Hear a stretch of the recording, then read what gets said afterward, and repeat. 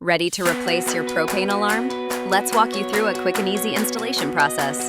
Step 1. Turn off power supply. Then Step 2. Unscrew the existing alarm.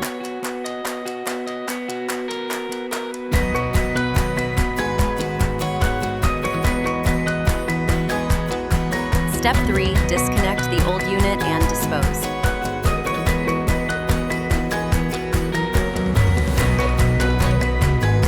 Step 4. Install new alarm by connecting the red wire to power and black to ground. Finally, Step 5.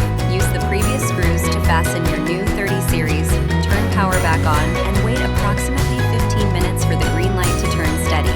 Refer to the manual for detailed instructions or first-time installations. And that's it! Your 30 series propane alarm is ready to go.